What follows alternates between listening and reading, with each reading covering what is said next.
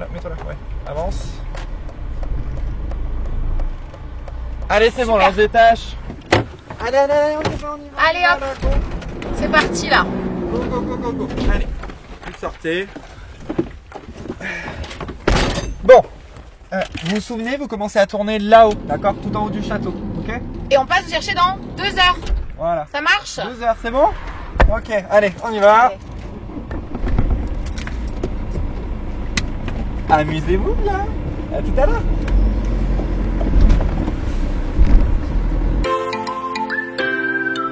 Non mais ils sont sérieux là, ils nous laissent là. Bon allez, venez, c'est par là.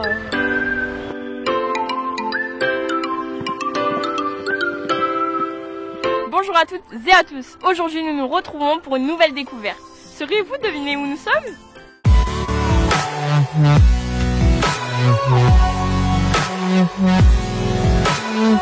Nous sommes bien à Coucy-le-Château, au fric. Ah, au fric, c'est qu'il doit y avoir de l'oseille ici. De l'oseille?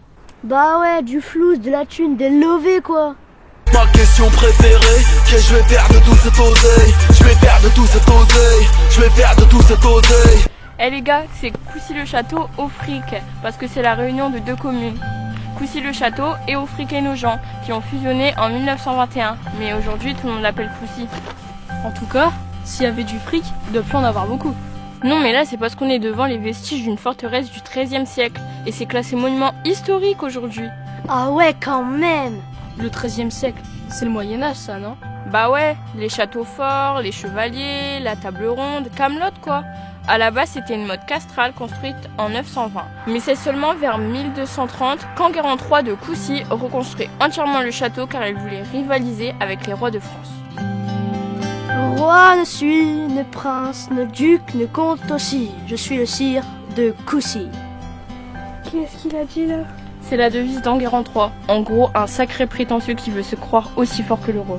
Il va d'ailleurs dépenser une fortune colossale dans la construction du donjon.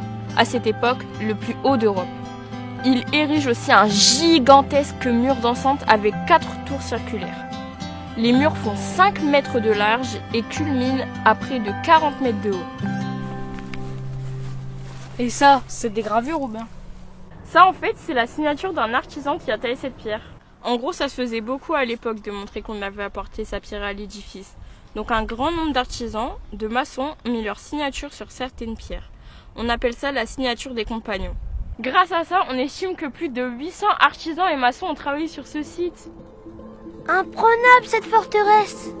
Bah au Moyen-Âge c'est vrai, mais à l'époque contemporaine c'était plus compliqué.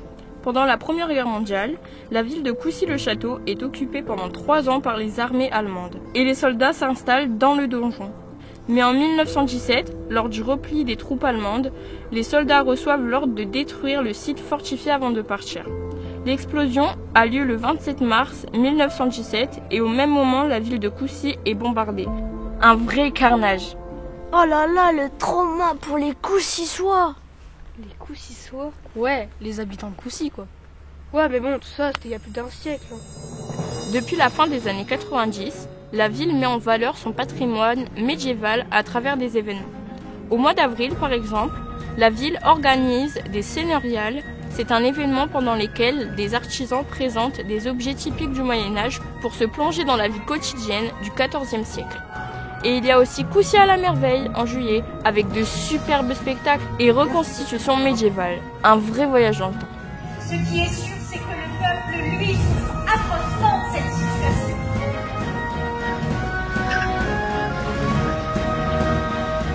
Et sinon toi, ça va avec ta meuf? Bof, Coucy-Coussois. Et les biquettes, c'est pour l'ambiance médiévale ou quoi? Elles servent à entretenir le chemin de ronde. Et pour nous donner beaucoup d'amour. Surtout si vous venez, ne les nourrissez pas et touchez pas au bébé.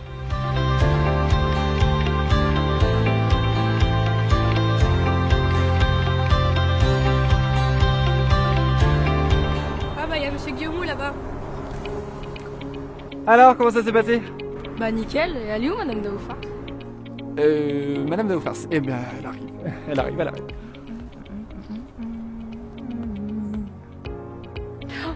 Bah alors, c'est déjà fini. Et j'espère que vous avez parlé du passé viticole de la région. Hein. C'est en mémoire de ce passé que toutes ces nouvelles vignes ont été plantées. Bah, on s'était dit que c'était peut-être mieux que vous en parliez. Et ben c'est fait du coup. On est parti. Ma question préférée, qu'est-ce que je vais faire de tout cet oseille? Je vais faire de tout cet oseille. Je vais faire de tout cet oseille. Ma question préférée, qu'est-ce que je vais faire